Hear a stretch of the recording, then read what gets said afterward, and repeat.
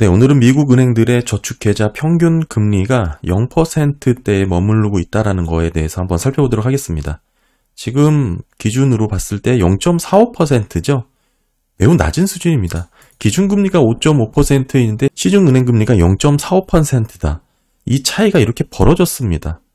여전히 높은 금리 수준에서도 현저히 낮은 예금 베타를 보여주고 있는 것인데 이 부분에 대해서 계속 설명을 드리긴 할 겁니다만 한마디로 은행 수익성은 좋아지겠죠? 예금자에 대한 이자 지급이 낮게 측정되기 때문에 이 은행 수익성은 높아집니다. 그런데 이렇게 시중은행 금리와 기준금리 간 격차가 이렇게 계속 벌어지게 되면 지금 일간에서는 통화정책의 영향력이 민간에 미치는 부담이 이렇게 적을 수밖에 없다는 것에 근거로 낮은 평균금리 수준을 언급하기도 합니다. 기준금리 아무리 올려도 상관없다 이 얘기죠. 사실 이런 부분이 현저히 낮은 저축률을 보이고 있는 것과도 무방하지 않습니다. 지금 미국 가계의 저축률 수준이 3.2%인데 팬데믹 이전보다 현저히 낮은 수준을 기록하고 있고요. 그래서 오늘은 미국 은행 저축계좌 평균 금리가 이렇게 낮은 수준에서 머무르고 있는데 과연 이 부분이 기준금리를 올렸음에도 쫓아오지 못하는 이 간극이 벌어져 있는 이 차이를 어떻게 이해하면 될지 한번 살펴보도록 하겠습니다. 이 내용에 대해서 뉴욕 연은이 관련 보고서를 만들기도 했었고요. 기본적으로 예금 베타에 대해서 먼저 말씀을 드리면 기준금리의 변동에 따른 예금금리에 반영되는 정도를 나타냅니다. 기준금리가 50bp 올렸는데 은행의 예금금리가 25bp 인상이 됐다면 예금 베타가 50이 되는 그런 얘기가 되는 것이죠. 기본적으로 예금 베타는 기준금리 상승기에는 낮고 하락기에는 높은 경향을 보여주고 있습니다. 우리는 금리 하락 기간에는 사실 큰 의미가 없기 때문에 금리 상승 기간, 높은 금리 수준에서 예금 금리가 낮게 측정되어 있는 이 부분을 이해해야 되니까 기준금리 상승 구간에서의 패턴을 이해해야 되는데 보시면 이렇습니다. 90년도 이 파란색이 한 중간 수준이라고 보시면 되고요. 04년도 금리 인상 사이클에서 빨간색 그래프입니다. 예금 베타 추이를 보시게 되면 25% 언더에서 시작을 했습니다. 기본적으로 높은 수준에서 시작을 해서 누적 베타가 60%에 근접할 정도로 기록을 하기도 했고요. 반면에 이 90년대 파란색 선 아래에서 움직였던 사례가 있습니다. 노란색 차트인데 금융위기 이후에 나타난 사이클입니다. 베타가 0 부분에서 시작을 했죠. 여기서 출발해서 가장 높았던 누적 베타가 결국에는 40을 넘지 못했습니다. 확연히 달라진 것이죠. 금융위기 이후에 예금 베타에 대한 시작점과 최고점의 수준이 현저히 다른 겁니다. 그러니까 보고서는 한마디로 글로벌 금융위기 이후에 통화정책의 체계도 달라졌고 전반적인 금융환경이 변했다라고 얘기를 하는 거예요. 이 이후부터는 은행이 실제로 필요한 것보다 더 많은 예금을 보유하게 됐다라고 지적을 하는 겁니다. 은행 자산 대비 예금이 크게 늘어났다라는 것이죠. 그 비율을 중요하게 봐야 되는 거고요. 특히 예금 조달 대비 대출 비율, 이 파란색과 빨간색입니다. 빨간색은 여기 만기 보유 증권까지 포함한 부분이니까 대체적으로 그냥 같은 차트다라고 보시면 돼요. 07년도를 기점으로 이렇게 뚜렷하게 하락을 했죠. 게다가 코로나 이후에 더 낮은 수준까지 떨어졌습니다. 이렇게 떨어진 이유는 08년도 이후에 제로금리까지 떨어뜨렸기 때문에 금융환경이 완전히 180도 달라졌죠. 이거에 따라서 전반적으로 이런 현상이 나타났다고 보는 거고요. 이런 현상은 사실 94년도 금리 인상 초반에서도 나타났고 이렇게 동일하게 나타난 배경을 따져봤더니 예금 수준이 높았던 구간에서는 정책금리를 올리더라도 예금 베타가 약하게 나타났다 이 얘기입니다. 그러니까 한마디로 은행에 돈이 많이 모여 있으면 기준금리를 아무리 올려도 시중은행 금리가 올라가지 않는다 이 얘기죠. 더불어서 함께 비교해 볼 만한 차트는 기준금리와 예금금리 간의 차이입니다. 예금캡이라고 볼 수가 있는데 한마디로 예금이 인출될 가능성 정도죠. 예금을 빼서 다른 곳에 투자를 할 정도를 보시면 돼요. 이게 지금 22년 11월 차트니까 아마 이 빨간색은 더 높아졌을 겁니다.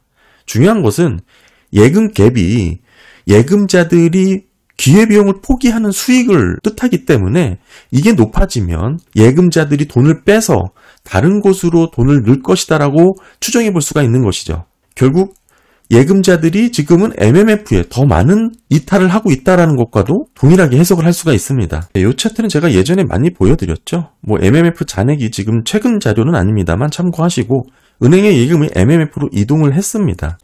MMF 단기자금 추이 보시면 이렇게 급격하게 늘었고 6조 달러 이상 늘었죠. 그래서 결론적으로 제가 말씀을 드렸던 게 이게 금융 사이드와 실물 사이드를 나눠서 이해를 해야 된다. 결국에는 이 유동성이 늘어났다라고 하는 것도 통화 유통 속도가 는 것뿐인데 이게 소파 거래량 규모가 증가하면서 상승한 부분이 있다. 설비 투자나 제조업 투자, 실물 사이드에서의 경기에 줄 수 있는 유동성은 계속 줄어든 게 맞고 M2를 갖고 말씀을 드렸었죠. 현저히 지금 급격하게 줄어들어 있는 M2 통화량 추이를 보여드렸습니다. 다만 단기성 자금의 거래가 폭발적으로 늘면서 통화 유통 속도로 유동성이 증가한 흐름이 나타나고 있다. 이 얘기를 드렸죠. 이러면서 어느 정도 단기자금 시장에서 유동성 부분은 예전에 비해서 좀 넉넉한 부분이 있다.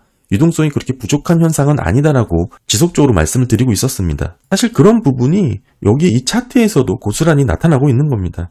예금을 빼서 더 높은 금리를 주는 MMF로 옮겨가는 것이죠. 사실 이 차트는 0을 기점으로 기준금리가 0에 떨어지거나 예금 수준이 높을 때, 예금이 많이 들어올 때는 이 격차가 마이너스권역으로 떨어지죠. 대신에 금리가 오르는 상황에서는 이 빨간색이 다시 양수로 플러스권으로 돌아섭니다. 여기죠. 그래서 정리를 해보면 이렇습니다. 기준금리 인상에도 시중은행 금리들이 꿈쩍 않고 있죠. 지금 이렇게 꿈쩍 않고 있는 상황이 계속 이어진다면 앞으로 어떤 일이 벌어질 수 있을까 정리를 해봤습니다. 08년 금융위기 이후에 제로금리를 단행하면서 시중에 돈이 너무 많이 풀렸겠죠. 지금 은행들의 돈도 너무 많습니다. 근데 문제는 금융위기 이후에 은행들의 건전성의 강도를 상당히 높여놨어요. 규제가 강화됐다는 뜻이죠. 은행 입장에서 예금은 부채입니다. 부채 계정에 인식이 돼요. 따라서 자본 규제 강화를 하게 되면 결국 은행들 입장에서는 예금도 부담이 될 수 있는 거예요. 예금 금리를 높이지 않을 요인이 생긴 것이고 은행에 돈을 넣기보다는 MMF로 자금이 이동하게 되는 상황이 벌어지게 되는 겁니다. 은행이 이를 용인할 정도가 된 것이죠. 충분하다 이겁니다. 그런데 기준금리가 인상이 됐어요. 기준금리 인상을 하면 경기 둔화, 경기 위축은 필연적으로 나타납니다. 불안 요인이 생겼기 때문에 은행들 입장에서는 돈이 아무리 많아도 대출로 이어지는 선순환이 나타나지 않겠죠. 은행들만 돈을 쌓아놓고 있는 겁니다.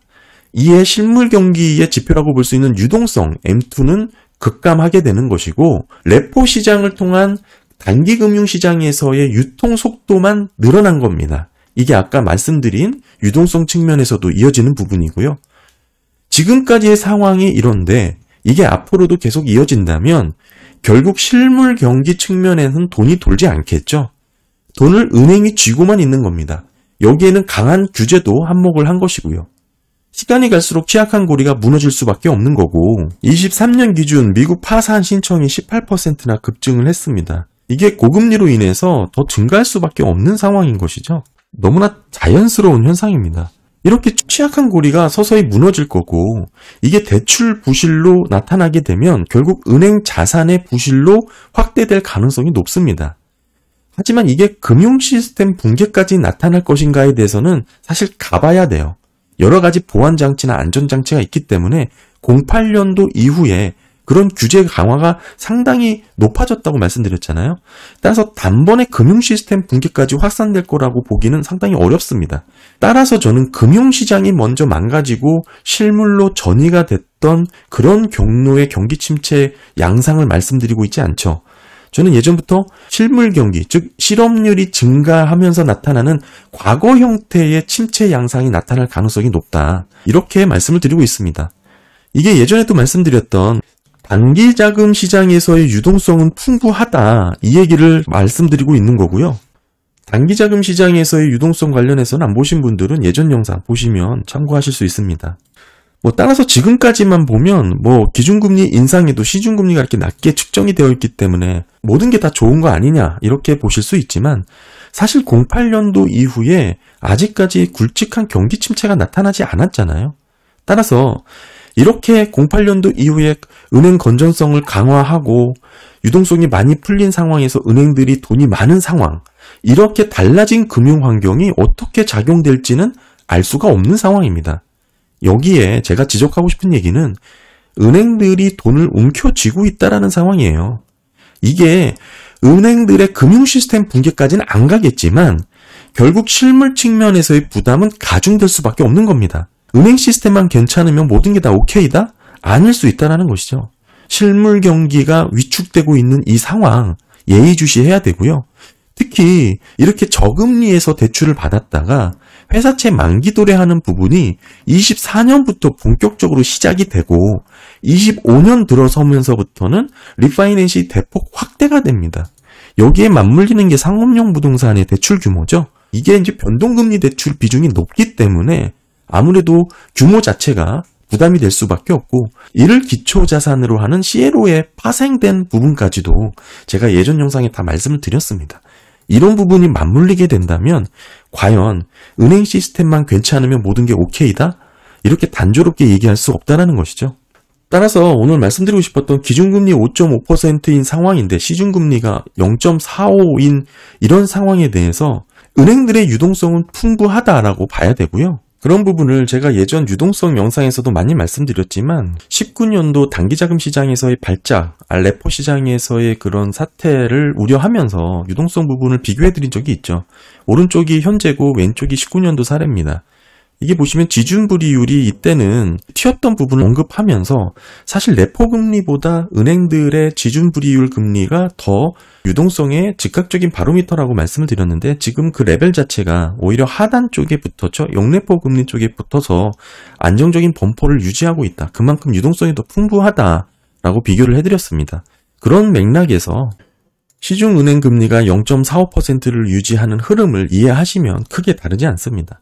다만 이렇게 유동성이 풍부하다고 하더라도 결국엔 은행 시스템이 괜찮은 그런 08년도 금융위기에 달라진 금융 환경을 뜻하는 것이지 이거 자체가 실물단에 부담이 안 되고 있다는 의미는 아니다. 이 금융 사이드와 실물 사이드를 좀 분류해서 살펴보는 게 필요하다. 이 얘기를 지속적으로 강조드리고 있고요. 따라서 과연 08년도 때처럼 금융 시스템 전반의 붕괴가 나타날 가능성은 희박하다고 보지만 실업률이 증가하면서 나타나는 실물 경기가 주도하는 기본적인 침체 양상이 나타날 가능성에 대해서 제가 예전부터 강조드리고 있는 이유이기도 하고요. 이런 측면에서 저축률이 낮은 부분 또는 은행 수익성은 좋을 수밖에 없는 이유, 그러니까 결국 은행들이 돈을 움켜쥐고 있는 이런 측면이죠. 다만 이런 부분에 있어서 실물단의 부담은 지속될 수밖에 없는데 결국 돌아오는 만기도래 회사채, 리파이낸싱에 대한 부분과 상업용 부동산 대출 규모가 맞물리거나 취약한 부분이 터지는 게 맞물리면 결국 은행들도 자산 사이드 단에서 부실이 생길 수밖에 없기 때문에 확대될 가능성도 살아있다라고 봐야겠죠. 네, 그 정도에서 기준금리와 시중금리 간의 차이를 이해하시면 좋을 것 같습니다. 네, 감사합니다.